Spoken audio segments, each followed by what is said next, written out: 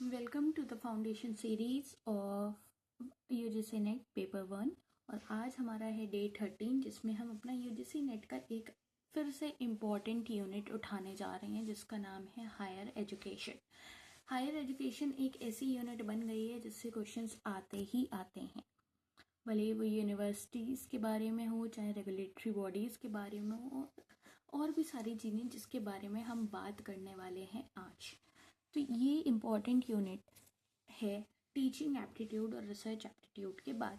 ठीक है, तो अगर अभी तक टीचिंग एप्टीट्यूड या रिसर्च एप्टीट्यूड नहीं देखा है, नहीं समझा है, तो भाई कहाँ बैठे हो, कहाँ इंतज़ार कर रहे हो, करो स्टार्ट, है ना।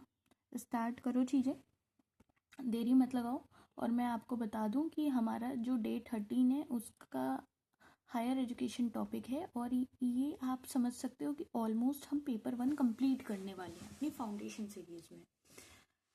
प्रो टिप मैं आपको और साथ में देती रहूँगी, एडवांस चीज़ें भी आपको मैं बताती रहूँगी साथ साथ में कि और क्या होने वाला है आगे, हमने क्या प्लान कर रखा है आपके लिए, क्योंकि हमारा मोटिव था आपका बेस कवर करना, क्योंकि बच्चे सारी चीज़ें पढ़ते रह जाते हैं और उनका बेस ही हिला हुआ होता है ना, जहाँ पे दिक्कत आती है।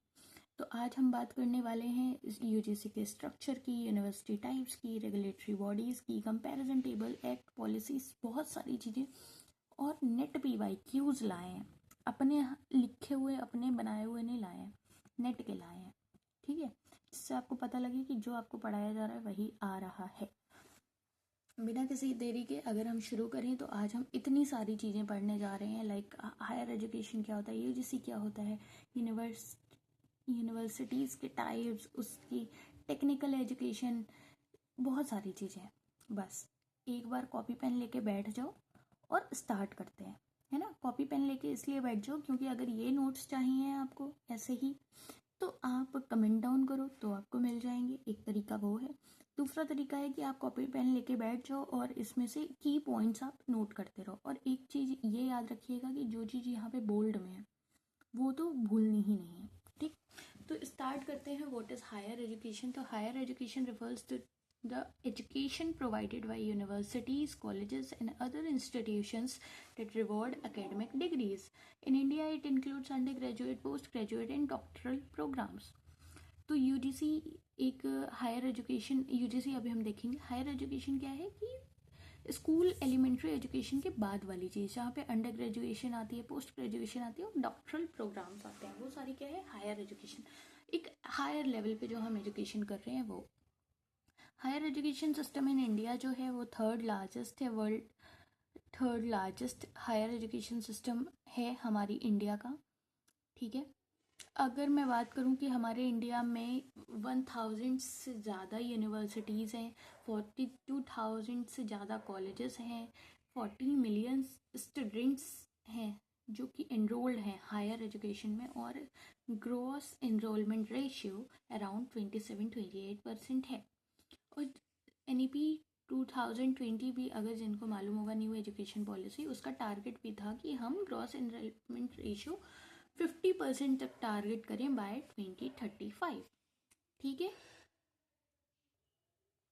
अब हम बात करें, हमने NEP जान लिया, ग्रॉस एनरोलमेंट रेशियो जान लिया, अब हम बात कर रहे हैं हमारे गवर्नेंस स्ट्रक्चर पे कि हमारा जो भी गवर्नेंस स्ट्रक्चर है वो किस तरह से डिज़ाइंड है। तो एक देखो, एक सेंट्रल लेवल पे है जिसमें हमारा मिनिस्ट्री ऑफ एजुकेशन आ रहा है जो पॉलिसी मेकिंग और फंडिंग का रोल निभा रहा है। फिर हमारी आ रही है regulatory body, it is visual ना, हाँ जी। अगर रेगुलेटरी बॉडी आ रही है उसमें हमारा यूजीसी आ रहा है, AICTE आ रहा है, NAC आ रहा है, ये सारी चीज़ें रेगुलेटरी बॉडी में आ रहा है जो स्टैंडर्ड्स फिक्स कर रही है, एक्रेडिटेशन दे रही है। ठीक, पर स्टेट गवर्नमेंट्स का जो रोल है वो स्टेट यूनिवर्सिटीज़, कॉलेजेस, ये सारे लोग निभा रहे हैं। फिर इंस्टीट्यूशनल लेवल पे हमारी यूनिवर्सिटीज़, कॉलेजेस आ जा रहे हैं जो एकेडमिक डिलीवरी कर रहे हैं। तो अगर मैं आपसे पूछूं कि गवर्नेंस स्ट्रक्चर में कितने लेवल्स हैं, तो 4 लेवल्स हैं, एक सेंट्रल लेवल, एक रेगुलेटरी लेवल, एक स्टेट लेवल, एक इंस्टीट्यूशनल लेवल। यूजीसी किस में आ रहा है? रेगुलेटरी लेवल में। मिनिस्ट्री ऑफ एजुकेशन क्या है? सेंट्रल लेवल में। उसका काम क्या है? Policy making, funding. ठीक, अब आपको याद क्या रखना है कि India follows a 3 tier system, जिसमें सेंट्रल गवर्नमेंट पॉलिसी बनाता है, रेगुलेटरी बॉडी स्टैंडर्ड सेट करता है और इंस्टीट्यूशंस उसको इम्प्लीमेंट करते हैं। लाइक वाइज हम जो जुडिशरी वगैरह देखते हैं ना, वैसे। अब जानते हैं यूजीसी क्या होता है, मोस्ट डिमांडेड टॉपिक। यूजीसी की अगर मैं बात करूं तो the university grants commission is a statutory body established through the Act of Parliament in 1956. It is the apex body for coordination, determination and maintenance of standards of university. Universities के standards maintain रखने के लिए एक हमारी regulating body आई, जिसको हम कह रहे हैं यूजीसी, यूनिवर्सिटी ग्रांट कमीशन। इसका हम अगर ऑर्गेनाइजेशनल स्ट्रक्चर देखें, जो कि हम आपको बहुत अच्छे तरीके से दिखाने की कोशिश करेंगे एक फ्लो चार्ट के थ्रू। यूजीसी क्या है, हमारी एक एपेक्स बॉडी है जिसमें एक चेयरमैन है, एक सेक्रेटरी है। ठीक, चेयरमैन क्या है, नॉमिनेटेड है। सेक्रेटरी क्या है, ex officio. Chairman commission members, जो 10 मेंबर की टीम होगी उसके साथ काम कर रहे होंगे। इसके साथ में कुछ रीजनल ऑफिसर्स भी होंगे, लाइक 6 रीजन्स में, और वेरियस ब्यूरोज होंगे, लाइक डिफरेंट विंग्स होंगे, जिसमें चीज़ें देखी जा रही होंगी, कोऑर्डिनेट की जा रही होंगी, इम्प्लीमेंट कराने के लिए उसमें चीज़ें हो रही होंगी कि कैसे रेगुलेट करना है। इसका हेडक्वार्टर कहाँ है, न्यू दिल्ली में। इस्टेब्लिश कब हुई है, 1956 में। ये जो पॉइंट्स हैं ये नहीं भूलना है। ठीक, अगर हम यूजीसी के बारे में देखें, ये कब इस्टेब्लिश हुई है, नवंबर 1956 में। हेडक्वार्टर कहाँ है, न्यू दिल्ली में, जहाँ बहादुर शाह जफर मार्ग पे। स्टेटस क्या है कि ये स्टैट्यूटरी बॉडी है अंडर यूजीसी एक्ट 1956। 1956 में बनी है, तो स्टैट्यूटरी बॉडी कहाँ है, यूजीसी एक्ट 1956 के under ministry of education, formally MHRD. अब एमएचआरडी की चलो बच्चों कमेंट डाउन कर दो फुल फॉर्म। मुझे मालूम है, आपको मालूम है, या नहीं भी मालूम है तब भी थोड़ा सा दिमाग लगाओ, भले ही गलत कमेंट करो बट कर दो। एमएचआरडी की full form I need in comment box. Chairman कौन है, professor M Jagdish Kumar. Regional officers में अगर मैं बात करूँ तो 6 रीजन्स में ऑफिसर्स हैं अक्रॉस इंडिया। अब वो उतना याद रखने की ज़रूरत नहीं है कि कहाँ कहाँ है, कहाँ कहाँ नहीं है, बस इतना जितना बताया जा रहा है पहले उतना याद रखो।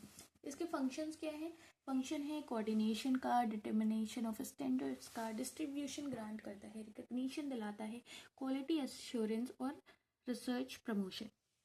ठीक, इतनी बात समझ आई। कोऑर्डिनेशन क्या है, ये यूनिवर्सिटीज़ और गवर्नमेंट के साथ कोऑर्डिनेट करता है। डिटर्मिनेशन ऑफ स्टैंडर्ड्स क्या है कि ये टीचिंग, एग्जामिनेशन, रिसर्च स्टैंडर्ड्स को मेंटेन रखता है, बताता है कि ये स्टैंडर्ड पे आपको ये काम करना है। फाइनेंशियल सपोर्ट भी देता है यूनिवर्सिटीज़ को, recognition to universities under section 2F and 12B। ठीक, quality assurance, promote and coordinate quality assurance, funding research projects and fellowship. ये सारी चीज़ें कौन बात कर रहा है, हमारा यूजीसी। टीचर डेवलपमेंट की बात करूँ तो फैकल्टी ट्रेनिंग और डेवलपमेंट प्रोग्राम्स भी यूजीसी ही कंडक्ट कराता है, और regulation, frame regulations on minimum standards. ठीक, नेक्स्ट थिंग है हमारे पास यूजीसी का रिकग्निशन, लाइक सेक्शन 2F और 12B। 2F क्या कहता है, देखो वहाँ मैंने आपको 2F 12B पढ़ा के छोड़ दिया। वहाँ बच्चे के दिमाग में अगर डाउट आया कि 2F क्या होता है, 12B क्या होता है, तो आपकी पढ़ाई का फ़ायदा हो रहा है। अगर नहीं आया तो आओ जानो क्या होता है। 2F क्या है, university included in UGC list. इसके बेनिफिट्स क्या है, recognition as university eligible to apply for funds. जो यूनिवर्सिटीज़ यूजीसी की लिस्ट में आ रही हैं वो हमारे सेक्शन 2F में आ रही हैं। इससे क्या फ़ायदा हो रहा है कि रिकग्निशन मिल रही है यूनिवर्सिटीज़ को, और वो एलिजिबल हो पा रही है फंड्स के लिए अप्लाई करने के लिए। 12F क्या है, eligible to receive grants, can receive UGC grants. Financial support कब पा सकती है, वो 12B के अंदर सेक्शन में रिकग्निशन में है। ठीक, क्या याद रखना है, section 2F gives recognition, 12B gives funding eligibility. A university needs 2F first, then they can apply for 12B. इतनी चीज़ आ गई याद। आप YouTube की दुनिया में घूम लो, सब जगह कर लो, अगर इतना बेसिक आपको, इतनी चीज़ें अगर आपको डिटेल कम्प्रीहेंसिवली मिल रही हैं तो मेरे को बताना। मतलब I am not criticising, I am not saying कि ऐसा कोई और नहीं पढ़ा सकता, ऐसा कोई और नहीं कर सकता। I am just putting my point कि एक सीरीज चल रही है जिसमें जो हम एम लेके चल रहे हैं उसको हम पूरी तरह से निभाना चाह रहे हैं। ठीक, उसमें आपका साथ रहेगा तो आपका भी भला होता रहेगा, सीधी सी बात है। बाकी आज की दुनिया में ज्ञान सबके पास है, सारी चीज़ें सबको पास। ठीक, यूजीसी रीजनल ऑफिसर्स, अब कुछ बच्चों को यहाँ पे होगी कि 6 बताए हैं पर हैं कहाँ ये नहीं बताए हैं, तो जान लो, एक गुवाहाटी में है, एक पुणे में है, एक कोलकाता में है, एक हैदराबाद में, एक बेंगलुरु में, एक भोपाल में। ठीक, इतनी बात आ गई। इसकी कवरेज कहाँ कहाँ पे है वो एक बार आप खुद से निगाह मार लो। ठीक, types of universities in India. अभी तक बहुत सारे बच्चे ऐसे होंगे जो अपनी यूनिवर्सिटी में पढ़ के ही खुश हैं, उनको जानना ही नहीं है कि क्या और टाइप्स की भी यूनिवर्सिटीज़ होती हैं। होंगे, ऐसे होंगे, अगर आप नहीं है तो बहुत अच्छी बात है, बट होंगे ऐसे। अगेन उनके लिए मैं बताना चाहूँगी कि यूनिवर्सिटीज़ 4 टाइप की आप मेजरली मान सकते हो। एक सेंट्रल यूनिवर्सिटी, एक स्टेट यूनिवर्सिटी, एक डीम्ड यूनिवर्सिटी, एक प्राइवेट यूनिवर्सिटी। सेंट्रल यूनिवर्सिटीज़ क्या है कि ये यूजीसी एक्ट 1956 के अंडर आई, जिसमें 54 सेंट्रल यूनिवर्सिटीज़ बन गई। स्टेट यूनिवर्सिटी स्टेट लेजिस्लेशन के अंडर आई और इसमें 440 से ज़्यादा स्टेट यूनिवर्सिटीज़ बन गई। डीम्ड यूनिवर्सिटीज़ में क्या है, ये यूजीसी एक्ट सेक्शन 3 के अंदर आई हैं, जिसमें 125 प्लस डीम्ड यूनिवर्सिटीज़ बनी हैं और प्राइवेट यूनिवर्सिटीज़ तो बहुत सारी हैं। ठीक, सेंट्रल यूनिवर्सिटीज़ अभी एक एक करके देखते हैं कि होती क्या है। The universities established by an act of parliament funded and maintained by the central government। जो चीज़ सेंट्रल गवर्नमेंट के द्वारा फंड की जा रही है, मेंटेन की जा रही है और वो इस्टेब्लिश की गई है by an act of parliament, वो क्या हो गई, सेंट्रल यूनिवर्सिटीज़। कौन फंड कर रहा है, सेंट्रल गवर्नमेंट। चांसलर कौन होगा, प्रेसिडेंट ऑफ इंडिया, जो एज अ विजिटर भी होंगे। Examples, Delhi universities, JNU, BHU, AMU, जिनका बहुत नाम है। क्यों नाम है, इसीलिए नाम है। टोटल कितनी सेंट्रल यूनिवर्सिटीज़ हैं, 54 सेंट्रल यूनिवर्सिटीज़ हैं। स्टेटस इसका क्या है कि नेशनल इंपॉर्टेंस है। किसी को बता दो आप DU से हो, DU का तो कितना वो चलता है ना, JNU से हो, BHU से हो, AMU से हो, तो इनका नाम ही काफ़ी है ऐसे वाला। स्टेट यूनिवर्सिटीज़ की बात करूँ, universities establish by state legislature funded by state governments. जो स्टेट गवर्नमेंट फंड कर रही है वो हो गई स्टेट यूनिवर्सिटीज़।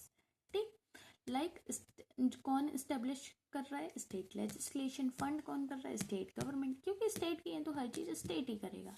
चांसलर कौन होगा, जो गवर्नर होगा जहाँ का। Example, Mumbai university, Calcutta university, Lucknow university, है ना, ये क्या है, स्टेट यूनिवर्सिटीज़ है।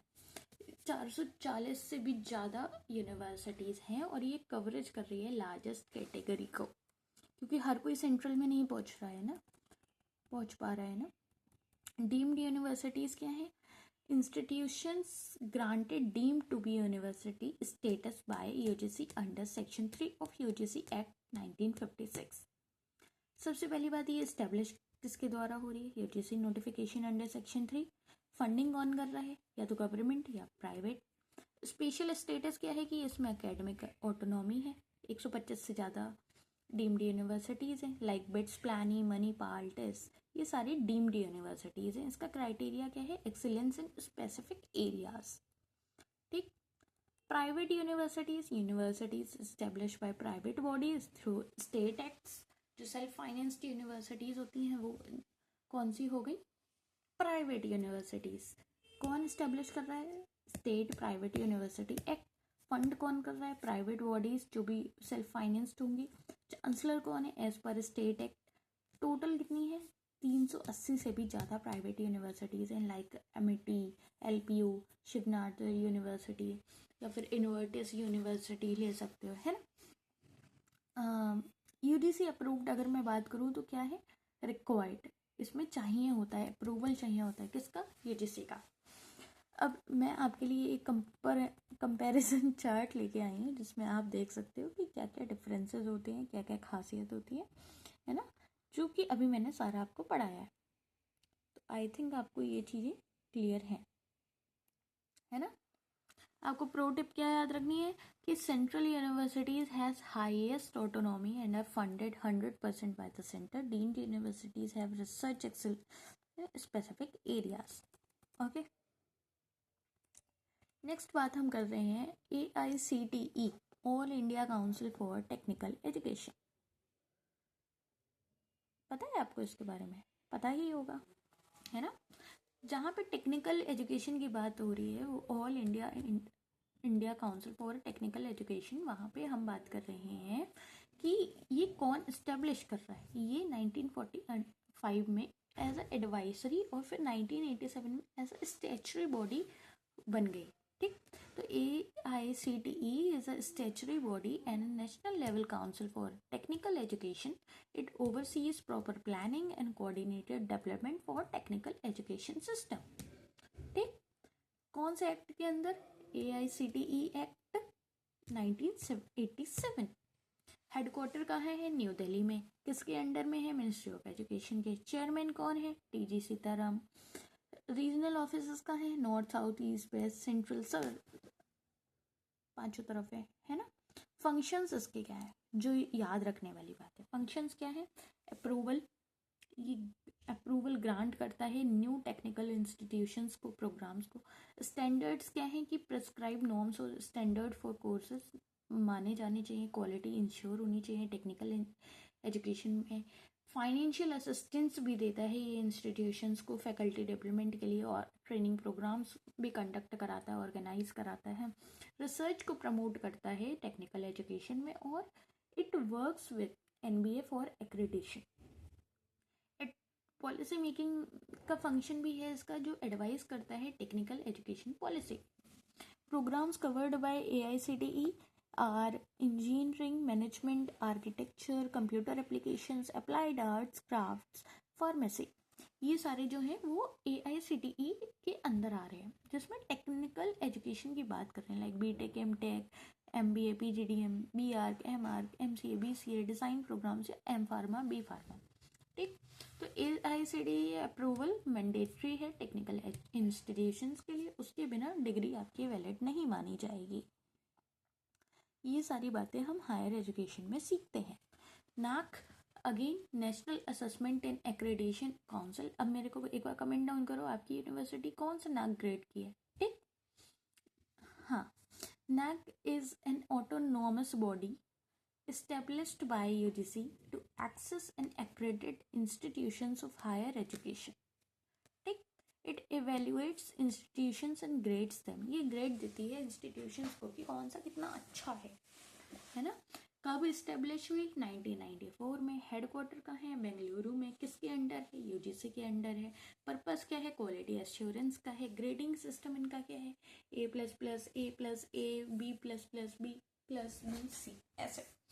मतलब ये ग्रेडिंग देती है कि कौन सी यूनिवर्सिटीज कितनी अच्छी हैं.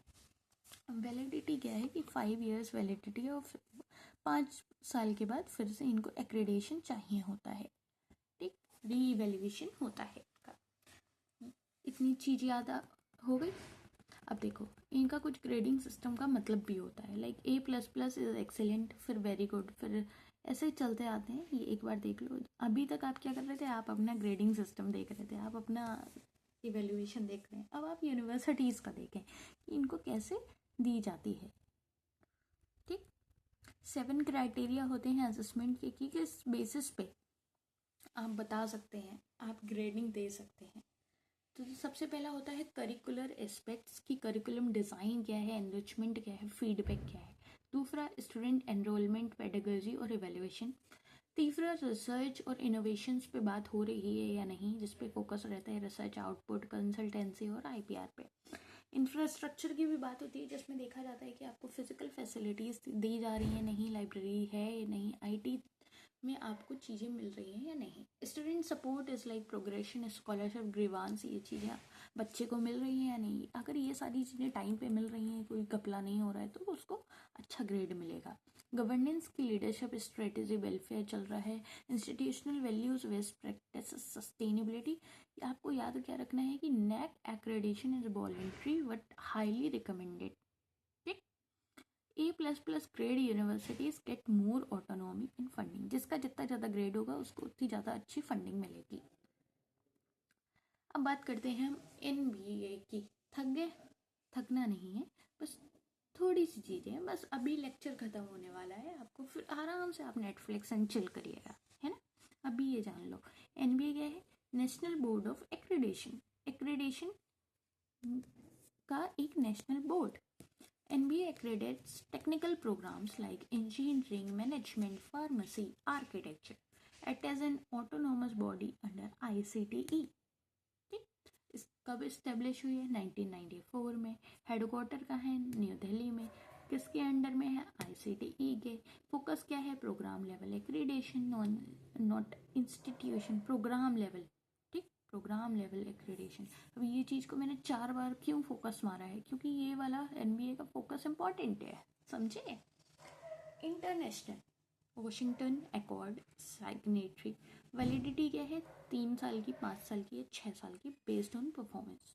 ठीक, जैसे हम बच्चे को देते हैं कि अच्छा हमें मालूम है ये तो अच्छा ही कर रहा है, तो हम उससे कहेंगे कि अच्छा ठीक है तुम 4 दिन बाद आना, तब तुम्हारा काम देखेंगे।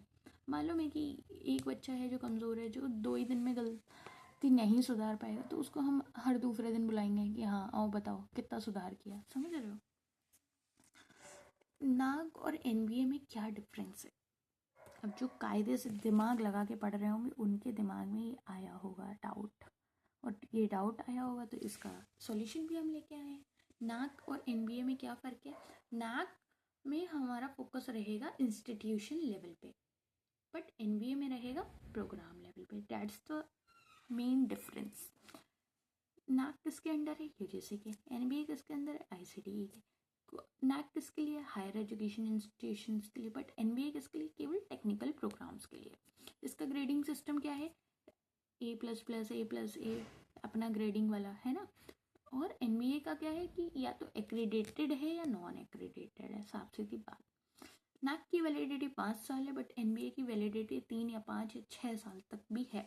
इसका हेडक्वार्टर नाक का बेंगलुरु में है और NBA का न्यू दिल्ली में है। क्या की डिफरेंस है? क्या की डिफरेंस है? दिख रहा है? की डिफरेंस ये है कि NAAC grades the entire institution, NBA grades the individual programs. An engineering college can have NAAC grade and NBA accreditation for specific branches. ये बात याद रहेगी, रहनी चाहिए। कुछ और रेगुलेटरी बॉडीज़ हैं हमारे पास जिनके बारे में आप देख सकते हो, अगर इज इट विजिबल? हाँ ठीक है। और क्या है? Higher education regulatory bodies like UGC है, BCI है, MCI है, NBA है, NAAC है और AICTE है। AICTE हमने देखा किसके लिए है? टेक्निकल के लिए है। NAAC किसके लिए है? एक्रीडेशन के लिए। NBA किसके लिए? एक्रीडेशन के लिए। NAAC और NBA में डिफरेंस अभी बताया था, आया याद? आया आया आ गया। NAAC में क्या है? Grading system. NBA में क्या है कि वो या तो एक्रीडेटेड है या नहीं है। NAAC में क्या है? 5 साल की वैलिडिटी है। NBA में क्या है? या तो 3 साल या 5 साल या 6 साल की। ठीक, इतनी चीज़ें आ गई। अब मेरे को इधर से बताओ, UGC मालूम है, अभी बताया अच्छे से मैंने। यूनिवर्सिटी बताया, ग्रैंड कमीशन। BCI क्या है? लीगल सपोर्ट के लिए। MCI क्या है? मेडिकल सपोर्ट के लिए, जिसमें NMC भी आते हैं। इसके फुल फॉर्म लाए हैं हम, चिंता मत करो, कुछ कुछ कहीं भटकना नहीं है, बस रहना है। आ रही है बात समझ में? भटकना कहीं नहीं है। नहीं दिख रहा होगा तो हम जूम करके दिखा देंगे, बट भटको मत। ठीक, MCI या NMC क्या है? मेडिकल काउंसिल ऑफ इंडिया या नेशनल मेडिकल कमीशन, जिसका फोकस एरिया है हमारी मेडिकल एजुकेशन में। ये कब इस्टेब्लिश हुई? 1934 में। और नेशनल मेडिकल कमीशन कब आया? 2020 में। ठीक, DCI क्या है? डेंटल काउंसिल ऑफ इंडिया, जिसकी डेंटल एजुकेशन पे है, 1949 में। इसकी अगर आप इस्टेब्लिश ईयर एक बार को भूल भी जाओ, बट फुल फॉर्म मत भूलना, है ना। PCI pharmacy council of India, INC Indian nursing council, BCI bar council of India, ICSSR Indian council of social science research, ICAR अब आया याद? ICAR एक्रीडेटेड है, प्रूव्ड है, अप्रूव्ड है, याद आया? Indian council of agricultural research, COA, council of architecture. ये जो फुल फॉर्म्स दिख रही है ना, हाँ हाँ हाँ, आया दिमाग में, ये नहीं भूलनी है, ठीक। COA क्या है? Council of architecture. NCDE क्या है? National council for teacher education. IGNOU तो मालूम होगा, India Indira Gandhi national open university. अच्छा, कितने बच्चों ने इग्नू से पढ़ाई की है? कमेंट डाउन करो और अपने कोर्स का नाम डालना, ठीक। ये चीज़ें हो गई। एक्चुअली मेरा मोटिव है कि आपको कंटेंट प्रोवाइड कराया जाए अच्छे से अच्छा। अब यहाँ पे आपको मेरी शक्ल दिख रही है, नहीं दिख रही है, उसका कोई मतलब भी नहीं है। मेरी शक्ल देख के आपको चीज़ें याद भी नहीं होंगी, है ना। तो इसलिए आपको ज़रूरी है कि आप कंटेंट पे फोकस करें। बीच में अगर आपको मैं ऐसे भी पढ़ा रही हूँ या हाईलाइट करके पढ़ा रही हूँ, कैसे भी पढ़ा रही हूँ, तो आपका फोकस भी कंटेंट पे ही रहना चाहिए। ये फोकस नहीं रहना चाहिए कि ये तो बस लैपटॉप खोल के पढ़ा देती हैं, शक्ल नहीं दिखाती हैं। भाई मेरी शक्ल से तुमको चीज़ें याद नहीं होंगी ना, तुमको कंटेंट मिल रहा है अच्छा, तुम्हें उस पर फोकस रखना चाहिए, ठीक। इम्पॉर्टेंट अपडेट क्या है कि MCI was dissolve in 2020 and replaced by NMC, that is national medical commission through NMC act 2019। ये चीज़ याद रखो कि क्योंकि इसलिए ये सारी चीज़ें यहाँ लिखी हुई हैं और मैं वहाँ नहीं हूँ, ठीक। तो ये जो हम अभी पढ़ रहे थे कि MCI है और NMC है, तो MCI को हमने डिसॉल्व कर दिया जो 1934 में बनी थी, पर 2020 में हम 2019 NMC एक्ट के अंदर ले आए NMC को, ओके। अब हमारे पास कुछ PYQs आ गए हैं। अब मैंने आपको जितनी चीज़ें पढ़ाई हैं उसका आपको वसूली तो देनी पड़ेगी ना। कैसे देनी पड़ेगी? PYQs के आंसर कमेंट डाउन करके। और मुझे मालूम है आपको ये चीज़ें आती हैं, आप अभी अभी भूल गए हो कि ये कब इस्टेब्लिश हुई है, बट आपको पता है ना, पता है। तो अगर नहीं पता है तो एक बार वीडियो को पॉज करो, बैक जाओ, देखो, रिवाइज करो, और रिवाइज करने के बाद जब आप पूरा लेक्चर देख लो तब इसके आंसर्स आप कमेंट डाउन करना, तब इसके आंसर्स आप खुद करके देखना कि आप कर पा रहे हो या नहीं कर पा रहे हो, ठीक है। कर लोगे इतना का? ऐसे कोई कथा सुनाने का मेरा कोई मोटिव नहीं है कि मैं आपको क्वेश्चन पढ़ूँ, उसका आंसर बता दूँ और आंसर बताने के बाद मैं कहूँ कि हाँ हो गया, आपको तो सब आता है। नहीं, आपको सब आता तब पता लगेगा जब आप खुद से देखोगे। बस इसको आप या तो अंतर मान लो या जो मान लो, but this is the thing I prefer. अच्छा, इसके साथ में मैं आपको एक बात और बताऊं कि I am not advertising, I just want to show you कि ऐसी कोई चीज़ है जो आपके काम आ सकती है in case you need it. तो ये सारे जो ICT वाले हैं, अभी तक जिन बच्चों ने ICT नहीं देखा है, भाई ICT देखो जाके, इसके भी क्वेश्चंस दिए हुए हैं, करके दो मेरे को। कम्युनिकेशन के भी दे रखे हैं, रिसर्च हाइपोथेसिस के भी दे रखे हैं, टीचिंग मेथड के भी दे रखे हैं, ठीक है। उससे पहले जो रिसर्च टाइप की हम क्लास कर रहे थे उसके भी दे रखे हैं। और ख़ास बात जो मैं आपको दिखाना चाह रही थी इज़ द स्टडी प्लानर, जो आपके लिए डिज़ाइन किया गया है, जिसमें खासियत ये है कि आप सारी चीज़ें कंप्रीहेंसिवली कर लेंगे, अच्छे से कर लेंगे, अपने डेली गोल्स नोट डाउन कर लेंगे। अगर आपको ये डेली प्लानर चाहिए जो कि डिजिटल फॉर्मेट में है, अगर आपको ये चाहिए तो इसका लिंक आपको चैनल के डिस्क्रिप्शन में मिल जाएगा। आप चैनल पे जाओ, वहाँ आपको एक लिंक मिलेगा, उससे आप प्लानर ले सकते हो, ठीक है। तो हम बात कर रहे थे इसके क्वेश्चंस की। अब जैसे मैं अगर आपसे कहूँ कि UGC recognition under 2F means, ये चीज़ मैंने आपको 3 बार अभी बता दी है इस लेक्चर में, तो आपका फ़र्ज़ बनता है इसका आंसर कमेंट डाउन करना, बनता है ना। तो अपना फ़र्ज़ निभाओ, मैं अपना फ़र्ज़ निभा रही हूँ। ये सारे क्वेश्चंस के आंसर आपको कमेंट डाउन करना है। ये आंसर्स भी हैं सारी चीज़ें, बट आई डोंट वांट कि आप ऐसे चीज़ें बस कथा की तरह सुनते रहो, है ना। Active participation is must. अब हम कोई रिवीजन लाए हम आपके लिए, सारी चीज़ें हैं हमारे पास, सब चीज़, बट द थिंग इज़ कि आप कितना एक्टिवली पार्टिसिपेट करके उस चीज़ का फ़ायदा उठा पा रहे हो, है ना। अगर मैं बात करूँ कि UGC रिवीजन जो हमने अभी तक पढ़ाया है उसका रिवीजन, तो UGC कब आई है, क्या हुआ है, जितनी भी मैंने आपको 15 पेज में जितना सब कुछ पढ़ाया था वो मैंने एक टेबल में समराइज कर दिया है। अब इस एक टेबल का आप स्क्रीनशॉट लेके प्रिंट करा के या हाथ से लिख के अपने टेबल के सामने लगा लोगे तो आपको चीज़ें याद रह जाएंगी, है ना। और कैसे याद आना चाहिए, अब जैसे मैं 2F की अभी बात कर रही थी, 2F किसके लिए, फंडिंग के लिए। 12B की बात कर रही थी, वो 2F किसके लिए, रिकग्निशन के लिए। 12B किसके लिए, फंडिंग के लिए। इसके कहाँ है, 6 रीजनल ऑफिस है ना। तो ऐसे करके चीज़ें आपको याद रहेंगी। Just go with this and this is all for today. See you in the next class. और अगली क्लास में हम आपके लिए बहुत सारे ढेर सारे PYQs लाने वाले हैं, बहुत ऐसी चीज़ें लाने वाले हैं जिससे आपको लगेगा कि हाँ आपने फाउंडेशन सीरीज़ में जितनी भी चीज़ें सीखी हैं उससे आपका फ़ायदा हुआ है ना। आप उस चीज़ को इम्प्लीमेंट होता हुआ देख पाओगे। Okay, that's it for today. See you in the next class.